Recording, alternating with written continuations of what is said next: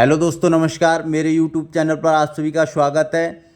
Advocate study point पे मैं class ले रहा हूं, जिसमें एलएलबी और बीए एलएलबी वालों के लिए लॉ ऑफ टोर्ट का सेकंड पार्ट से फोर्थ पार्ट कवर कर रहा हूं, जिसमें सिलेक्टेड और इम्पोर्टेंट क्वेश्चन लिए हुए हैं जो आप सभी की आगामी परीक्षाओं में बहुत ही हेल्पफुल होंगे। इसमें 3 क्वेश्चन लिए हुए हैं। कानूनी या विधिक क्षति से आप क्या समझते हैं, अपकृत्य एवं नैतिक अपराध में अंतर, और आत्म सुरक्षा। वीडियो अच्छी लगे तो लाइक, सब्सक्राइब और ज़्यादा से ज़्यादा शेयर करें, ताकि हमारे यूट्यूब चैनल के माध्यम से और भी दोस्तों को हेल्प हो सके। चलिए वीडियो के अंत तक बने रहें, क्योंकि वीडियो में बहुत ही मज़ा आने वाला है। चलिए मैं क्वेश्चन की ओर बढ़ता हूँ।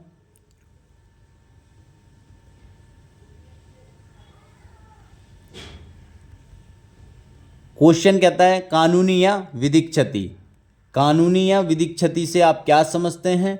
तो कानूनी या विधिक क्षति अपकृत्य के बाद में क्षति के लिए आर्थिक प्रतिकर का दावा किया जाता है, परंतु कानूनी क्षति ना तो वास्तविक क्षति के समान है और ना ही यह आवश्यक है कि यह आर्थिक क्षति के रूप में हो। कानूनी क्षति ना तो वास्तविक हानि से साम्य रखती है और न अनिवार्यता आर्थिक ही होती है। वादी के अधिकार या संपत्ति पर किया गया आघात कानूनी क्षति होता है।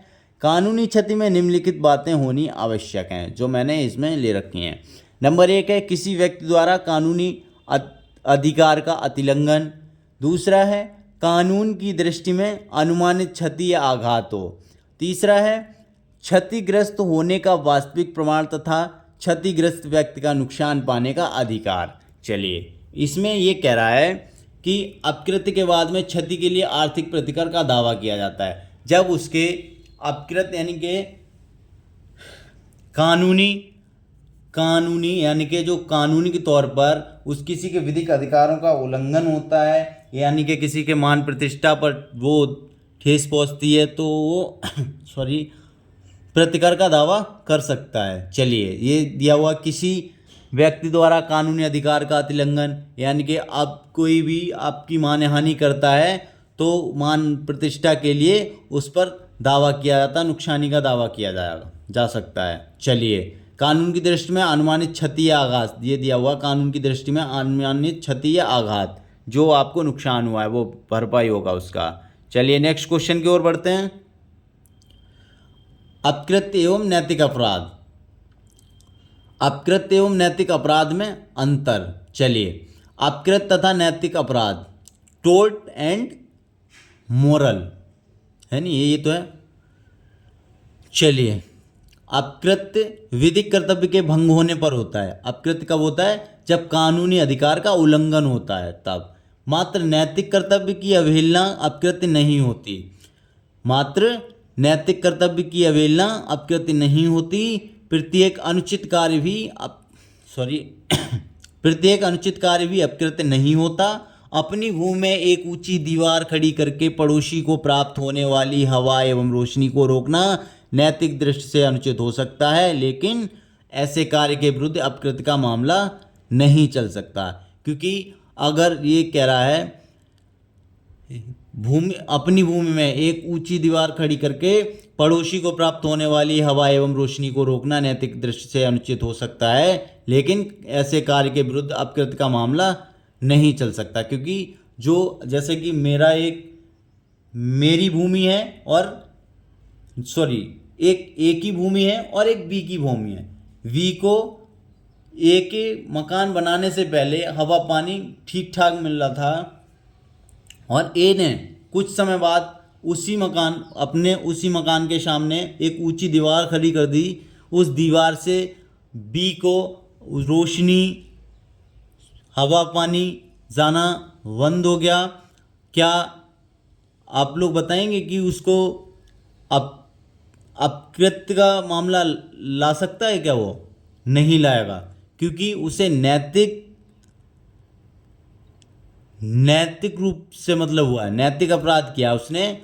लेकिन अनैतिक रूप से तो अनुचित हो सकता है, लेकिन विधिक यानी अपकृत्य यानी कि कानूनी तौर से वो गलत नहीं हो सकता, क्योंकि उसने अपने में किया है, अपने में दीवार खड़ी की है जिससे आपको हवा नहीं मिल रही है, रोशनी नहीं मिल रही है, लेकिन उसने आपकी भूमि में हस्तक्षेप नहीं किया है। यानी कि वी की भूमि में ए ने हस्तक्षेप नहीं किया है, इसलिए वह वी ए के खिलाफ कानूनी विधिक यानी कि अपकृत्य का मामला दर्ज नहीं करा सकता।